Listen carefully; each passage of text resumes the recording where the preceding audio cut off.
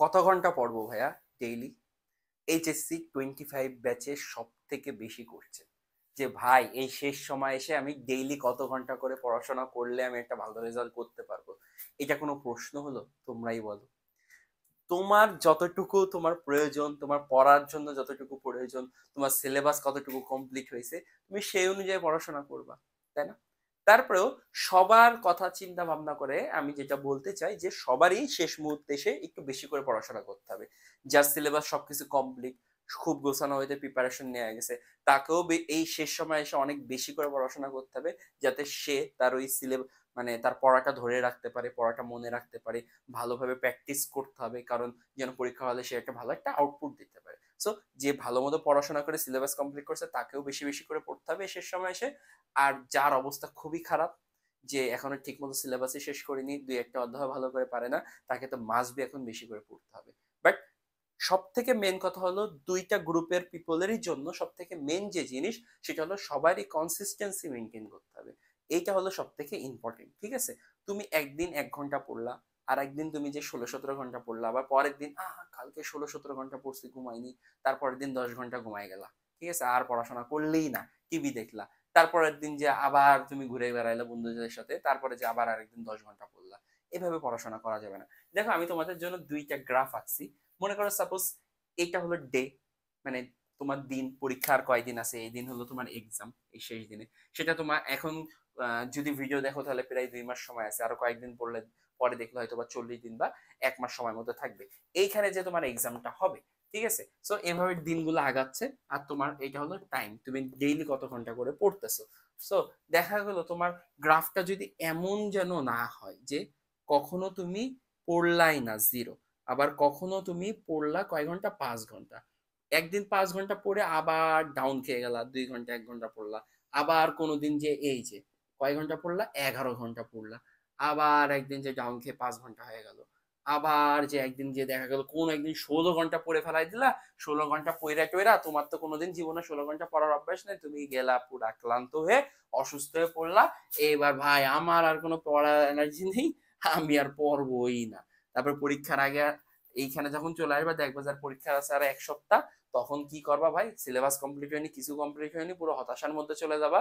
হতাশার ঠেলায় হয়তোবা তুমি কি করবা, হয়তোবা আবার 16 ঘন্টা করে একটানা পড়া শুরু করবা, অথবা তুমি পড়বাই না। হতাশা দুইটা ইফেক্ট, একটা হলো যে মানুষ পুরো পাগল হয়ে যায়, পাগল হয়ে সারাদিন বইয়ের সামনে বসে থাকে, কিন্তু কোনো কাজ হয় না, অথবা সে বই ধরে না, যে ভাই আমি কিছু পারবোই না, এই 7-8 দিন পরে আমি কি করব, আমি তো কিছু পারবো না। এই পর্যায়ে যেন তোমরা না যাও, এই ফেজটা তোমরা যেন না দেখো, সেই জন্য এই ভিডিওটা বানানো। তোমার করা উচিত কি? তোমার হাতে আছে 2 মাস।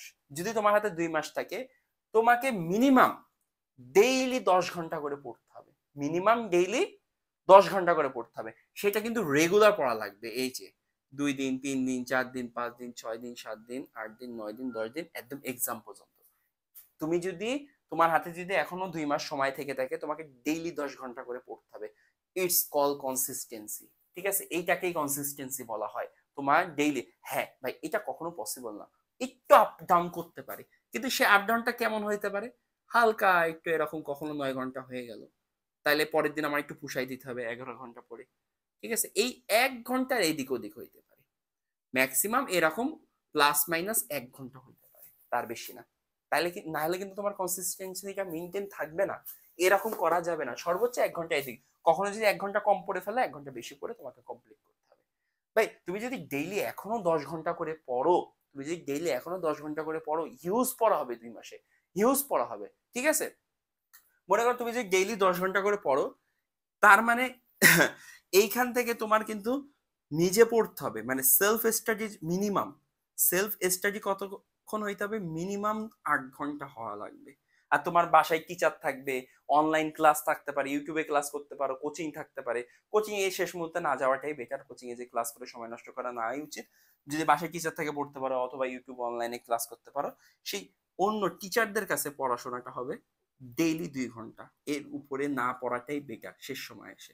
শেষ সময় এসে এসে স্যারদের কাছে 2 ঘন্টার উপরে টাইম না দেয়াই বেটার। তোমাকে নিজে পড়তে হবে 8 ঘন্টা মিনিমাম। আর যদি মনে করো ভিডিওটা তুমি আরো কিছুদিন পরে দেখতেছো, তোমার হাতে আছে সময় মনে করো 1 মাস, তোমার হাতে কতদিন সময় আছে? 1 মাস। তোমাকে মিনিমাম 12 থেকে 13 ঘন্টা পড়তে হবে। এই যে আমি 12 আর 13-র মাঝখানে একটা দাগ দিলাম, মিনিমাম 12 থেকে 13 ঘন্টা পড়তে হবে। কি সময় হতে পারে প্লাস মাইনাস 1 ঘন্টা। আর যারা বেশি পড়ো তো পড়োই, যারা 15, অনেকেই আছে যারা এই লাস্ট 2-3 মাস 17-18 ঘন্টা করে পড়তেছে, ওদের কথা বাদ। বাট তোমাকে মিনিমাম একটা স্ট্যান্ডার্ড মেনটেন করতে হবে, নাহলে তুমি কোনো অনেক কিছু তোমার বাদ পড়ে যাবে, অনেক বেসিক তোমার বাদ পড়ে যাবে, সেগুলো কিন্তু তুমি কভার করতে পারবে না। সো তোমরা যদি এইভাবে কনসিস্টেন্সি মেনটেন করে পড়াশোনা করতে পারো না 12-13 ঘন্টা করে, আশা করি অনেক টপিক তোমরা কভার করে ফেলতে পারবা। ঠিক আছে, ডেইলি 5টা করে টপিকও যদি পড়ো, ঠিক আছে, ডেইলি মনে করো নতুন নতুন 5টা করে টপিক, মনে করো তুমি কিছু পারো না, তুমি ডেইলি 5টা করে টপিক পড়ো, 5টা করে টপিক পড়ো, ডেইলি 5টা করে টপিক যদি পড়ো, তোমার 1 মাসে কতগুলো টপিক হয়? 1 মাসে তোমার 150 টপিক কমপ্লিট হয়, 2 মাসে তোমার 300 টপিক কমপ্লিট হয়। 300 টপিক কি কম? তুমি বলো 300 টপিক কি কম? কম না কিন্তু। সো পড়াশোনা করো, কনসিস্টেন্সি মেনটেন করো, ইনশাল্লাহ ভালো কিছু হবে। শুধু পড়লে হবে না, প্র্যাকটিসও করতে হবে। আর আমরা ইনশাল্লাহ খুব দ্রুত সাজেশন ভিডিওগুলো দিয়ে দেবো। সাজেশন, প্রতি চ্যাপ্টারে সাজেশন ভিডিওগুলো দেখবা, দেখে ওই অনুযায়ী পড়াশোনা করবা শেষ সময়। আর হ্যাঁ, একটা কথা লাস্টে তোমাদের জন্য একটা অ্যানাউন্সমেন্ট, আমরা কিন্তু তোমাদের জন্য অ্যাডমিশন ক ইউনিট, ভার্সিটি ক ইউনিট, ভার্সিটি ক unit, Dhaka university, Rajshahi university, Jagannath university, Jahangirnagar, গুচ্ছের মধ্যে যতগুলো আছে, সাস্ট আছে, কৃষি ইউনিভার্সিটি আছে, সব ইউনিভার্সিটির জন্য ম্যাথ আর ফিজিক্সের একটা প্রাইভেট ব্যাচ লঞ্চ করতেছি, যেখানে আমি তোমাদের পড়াবো। ঠিক আছে, ফিজিক্স ব্যাচের প্রাইস হলো 1000 টাকা, ম্যাথ ব্যাচের প্রাইস হলো 1000 টাকা। সো তোমরা চাইলে ভর্তি হতে পারো। ব্যাচটা খুব বেশি বড় করবো না, ছোটখাটো একটা ব্যাচ হবে ইনশাল্লাহ। আমরা সবাই মিলে একসাথে আগাবো। আর হলো, যা ছোট ব্যাচ করবে এই জন্য যেন তোমাদের পার্সোনাল গাইডলাইন দিতে পারি, মেন্টরশিপ নিতে পারি। ঠিক আছে, আর হলো, যদি তোমরা ভর্তি হতে চাও এই নাম্বারে হোয়াটসঅ্যাপ করো, 01818 22 19 49। এই নাম্বারে হোয়াটসঅ্যাপ করলেই হবে ভর্তি হওয়ার জন্য, অথবা অর্ডার যে ফেসবুক পেজটা আছে ওইখানে ডিএম বা মেসেজ করতে পারো। ঠিক আছে, তাইলেই হবে, আর কিছু করা লাগবে না। আজকে এই পর্যন্তই। তোমরা ভালো মতো প্রিপারেশন নাও, পড়াশোনা করো, আশা করি তোমাদের একটা ভালো এক্সাম হবে। সবাই ভালো থাকো, সুস্থ থাকো, আল্লাহ হাফেজ।